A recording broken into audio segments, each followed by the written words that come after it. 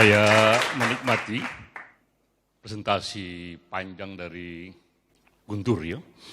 Saya kira ini sudah menjadi draft yang cukup komprehensif untuk menjawab hal-hal yang elementer. Masalah kemudian adalah what next ya. Bagaimana draft ini dilengkapi dan diberi kemasan yang lebih visioner sehingga dia berubah dari draft akademis menjadi buku putih sebuah movement, sebuah gerakan. Ya. Karena kita tidak sedang hanya membuat buku akademis, tapi bermimpi di era ini ada sebuah movement yang bisa sama-sama kita buat. Ya. Nah di situ saya mau menyumbang dan saya mulai dengan data. Ya. Selalu dengan data. Ada riset dari George Washington University, mungkin sebagian sudah mendengar juga, mengenai yang disebut Islamicity Index. Jadi dia mencoba mengumpulkan apa value Islami, apa nilai-nilai Islam yang dimaksudkan yang terbaik dari 6.000-an ayat Quran itu. Baik nilai ekonominya, nilai politiknya, nilai hukum, ya.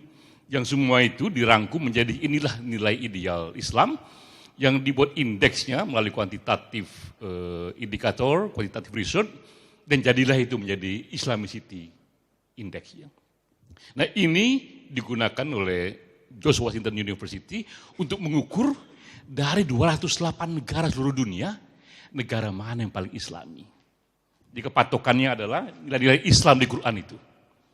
Nah apa yang mengagetkan, ranking 1 sampai 15 itu yang paling islami di dunia adalah negara-negara Eropa.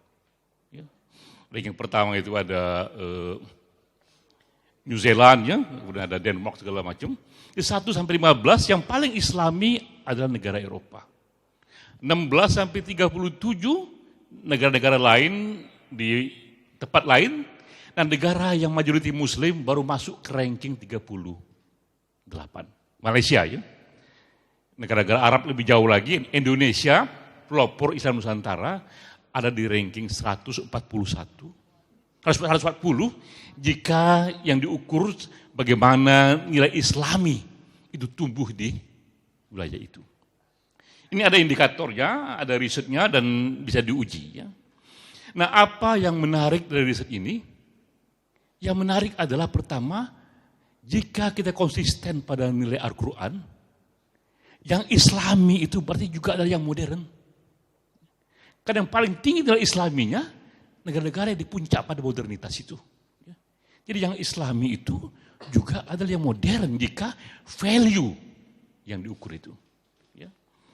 Kedua yang penting juga adalah bahwa substansi Islam, value Islami selalu bisa berbeda dengan formality Islam. Sehingga nilai Islami justru tumbuh di negara yang nggak pernah sekali nyebut soal Islam. Sementara yang formalitik Islam itu justru tidak tumbuh dia. Value Islam itu. Nah ketiga adalah kacamata untuk Indonesia sendiri. Ternyata setelah sekian tahun kita tumbuh dengan Islam Nusantara yang kita hidupi ini, itu membawa negara kita justru jauh dari Islamicity Index itu. Nah dengan cara itu kita menjadi terbuka, oh ternyata kalau begitu, jika kita bicara Islam Nusantara, jangan hanya mengkristalisasi Islam yang sedang tumbuh sekarang ini. Karena kalau itu dijadikan patokannya, dia justru membuat kita mundur jauh sekali dari nilai Islam ataupun dari nilai modernity. Nah dari situlah kita baru masuk kepada bahasan ini, bahwa kita menjadikan Islam Nusantara yang hidup sekarang ini hanya sebagai jilid pertama saja, untuk label yang sama bagi Islam Nusantara jilid kedua yang sama-sama mau kita rumuskan itu. Ya. Nah itu poin pertama. Poin kedua, jika kemudian ini mau menjadi movement, maka langkah pertama yang paling penting dirumuskan adalah platform. Tadi yang Isa sebut fundamental values. Apa sebenarnya yang membedakan in dan out? Ya? Apa yang Islam Nusantara, apa yang bukan Islam Nusantara? Tadi juga Bung Guntur membuat beberapa list ya, Bung Rumadi juga pernah membuat beberapa list. Nah, tapi penting bagi kita rumusan ini dibuat lebih visioner, lebih ideologis, lebih sloganistis, supaya lebih mudah dikampanyekan, karena kita mau masuk ke tahap kampanye. Jadi dari draft akademis menjadi draft movement. Nah, penting kita merumuskan apa fundamental values yang membedakan Islam Nusantara dengan yang non-Islam Nusantara. Makin dia sederhana, makin dia bagus. Tapi haruslah dia memuat nilai-nilai strategis yang kalau itu jalan kita tahu dia benar-benar merubah Islam yang sekarang ini terpuruk ke ranking 140 itu menjadi Islam yang jauh lebih modern. Ya.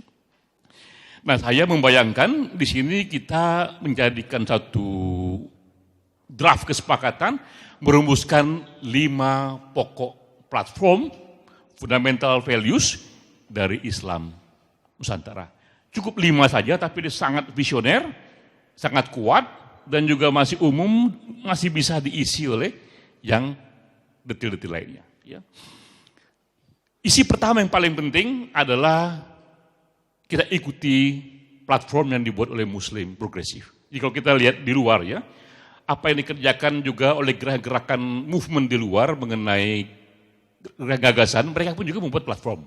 Muslim progresif membuat 10 fundamental issues untuk Muslim progresif. Ya. Yang sebenarnya ini kelanjutan belaka dari tradisi sejak zaman Nabi Musa. Nabi Musa pun memulai agama dan membuat 10 commandment. Ya. 10 commandment, inilah yang menjadi ajaran Nabi Musa, di luar itu menjadi beda. Nah, kita pun mulai dengan itu. Ya. Kalau kita rumuskan kira-kira 5 pokok terpenting apa Islam Nusantara ini dari generasi kita yang terasa modernitinya, yang terasa beda dengan yang lain, yang kalau ini berjalan memang membuat kita lompat kepada modernity. Hal pertama yang perlu kita rumuskan adalah apa yang kita maksud dengan menjadi Muslim itu. Definisi Muslim itu apa? Nah, dari Muslim progresif, dia mendefinisikannya, Muslim adalah siapapun yang mendefinisikan dirinya sebagai Muslim. Tak penting paham agamanya. Soal benar apa salah paham agamanya, itu urusan dia dengan Tuhannya. Tapi sekali dia mengatakan Muslim, apakah dia Ahmadiyah, apakah dia Syiah, apakah dia siapapun, dia sudah masuk dalam definisi Muslim. Jadi definisi Muslim itu pertama sudah berubah segala hal, dan dia dengan dirinya menjadi inklusif, menjadi merangkum siapapun yang merasa dia identitasnya adalah Muslim. Itu satu revolusi pertama yang menjadi bagian dari platform Islam Nusantara, bahwa Muslim itu bagi kita adalah siapapun yang mendefinisikan sebagai Muslim, terlepas apapun paham agamanya, karena benar salah paham agama itu urusan dia pada Tuhannya.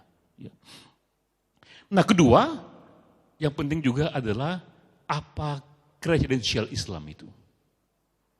Apa yang membuat dia Islam dan bukan Islam. Esensi dari Islam itu. Ya. Dia bisa dirumuskan yang syariat legalistik, tapi itu kurang menarik. Ya. Yang kita rumuskan, dia harus menjadi suatu values. Values yang Islami, persis yang dibuat oleh George Washington University Index itu, Islamicity Index, atau yang dibuat oleh Muslim progresif. Nah, itu adalah generasi kita mencoba menggali menurut kita apa yang paling esensial di Quran itu. Ya.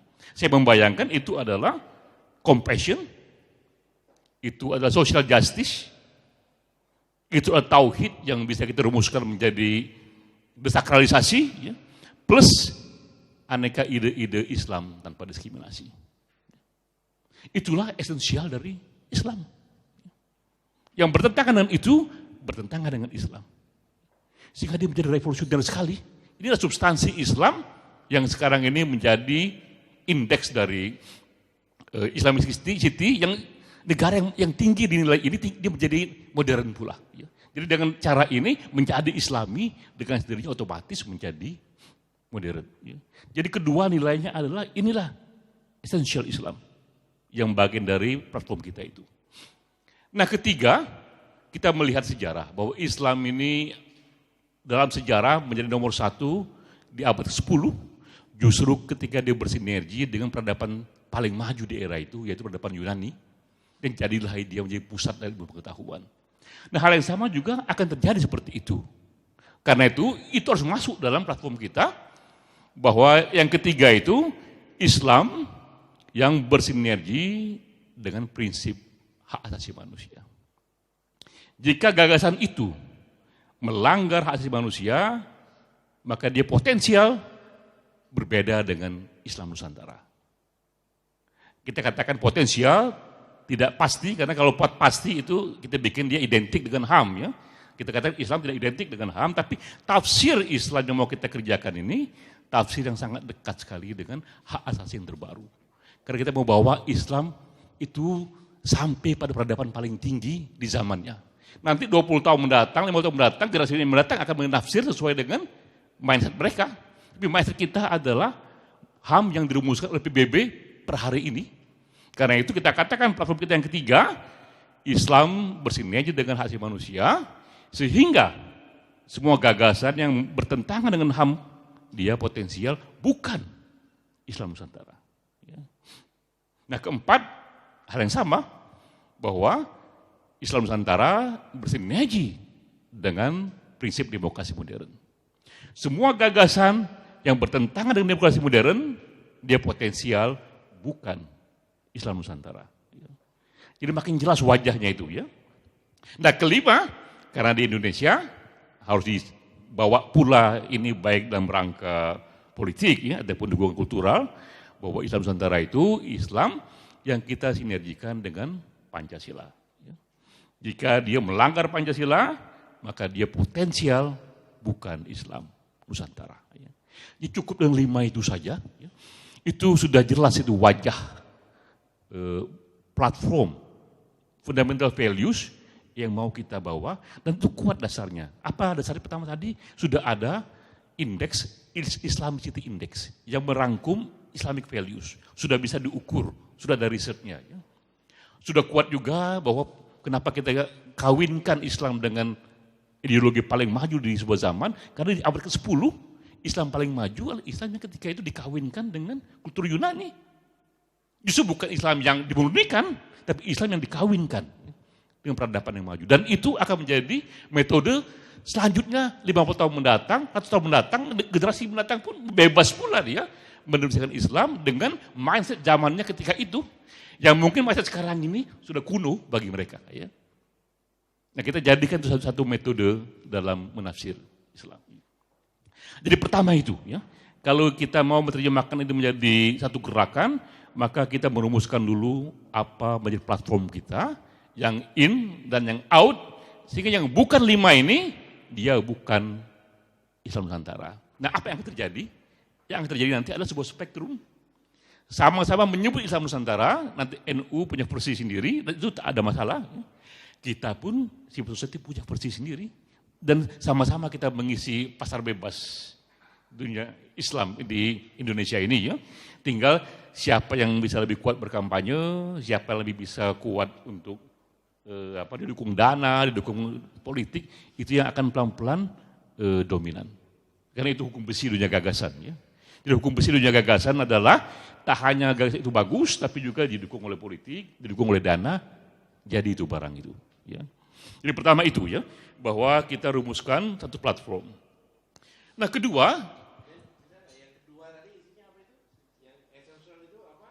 jadi pertama dia adalah definisi Muslim itu.